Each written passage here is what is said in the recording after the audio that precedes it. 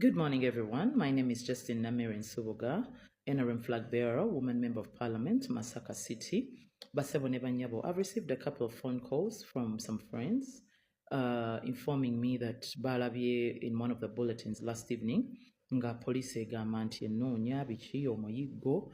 I want to categorically state nti sinnafuna phone call yonna enkubirwa okuva ku police ng'eŋŋamba nti police enneetaaga era sinnafuna ku written summon empita ku police naye am a law abiding citizen bwe banaaba bampise nja kugenda. I was told nti bulletin yagambye nti it was something to do with the full figure beating ebibadde ku mikutu ebyokuba full figure bamukubye baakoze batya.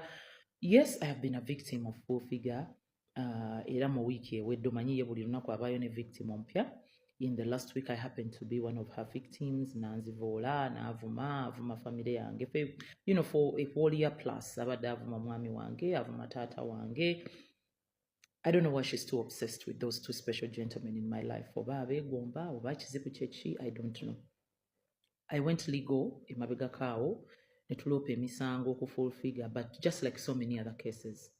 Emisango, tejawulirwa ate of course tuba n'obudde bungi tuba n'obudde butono naffe tuba tulina ebyokukola.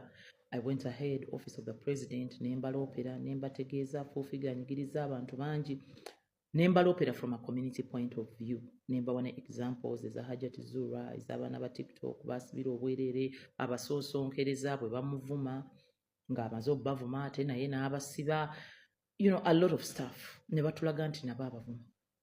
Office of the president nendaga nti naffe atuvuma naffe atutomentinga kati mulina kuguma.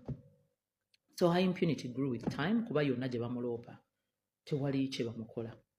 So nze nnyinza okulowooza nti abantu oba oli awo abamukubye baavudde ku kuba nti oba oli awo be bamukubazze nga baloopa ng'ate ayongera obbanyigiriza nga teri kimukolwako. It doesn't necessarily mean nti olw'okuba ndi one of her victims nti olwo nze namukubye oba nze nasindisa abamukubye.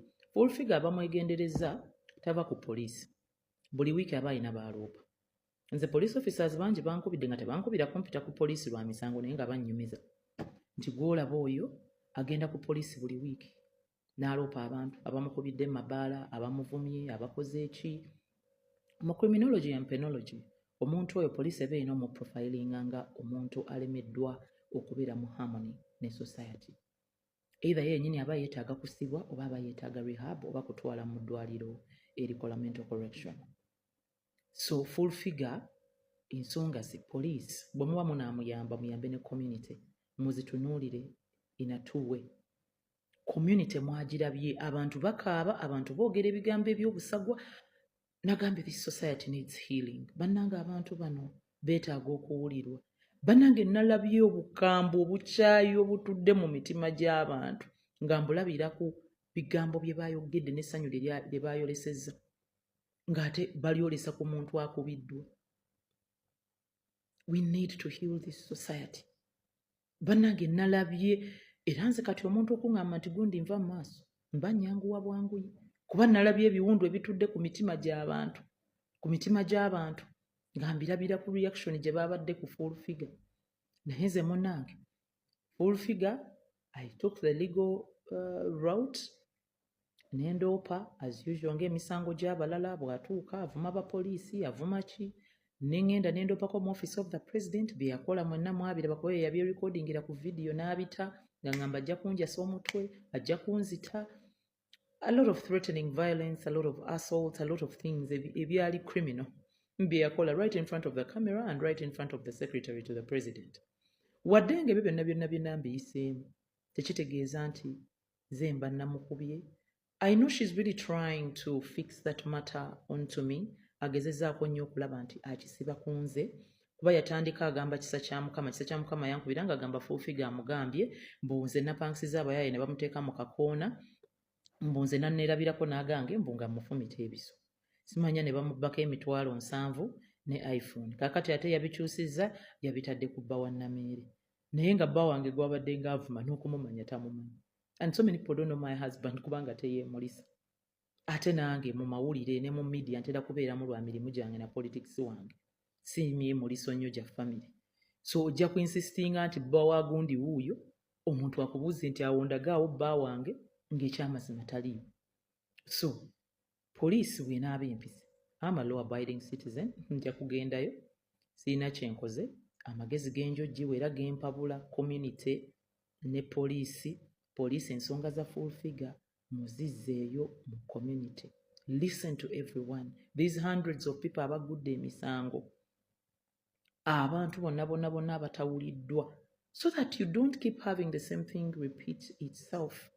Omuntu omulala ajja kukeera ku makya amukwate amutte, ali lucky afunye ne chance ebeera ne reflection. Wuuyo bangambye nti bagenza omukuba, simanyi abadde akubidde Kalango essimu, simanyi namugamba amuwe miliyoni oba 2 alekeraawo okuvuma oba abawagizi ba Kalango oba biki. Omuntu omulala ajja kumuyita nga amanyi bamuyitidde ssente, and they'll put a bullet through her. Mpabuwi kyakulabirako okusinziira ku bulumi bwe nalabye mu bantu.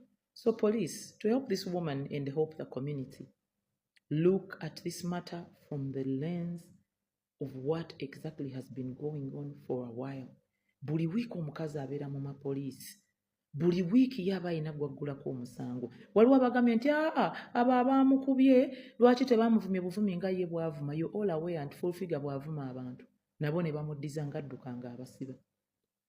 So if it's a mental issue, let her get treatment. Mumuyambe. If it's a legal issue, nga yeetaaga to face the law, agifeesinge. Abantu balina summoned files against her. Era bamulinze ku police. Fenna tumulinze because we have files ready against her.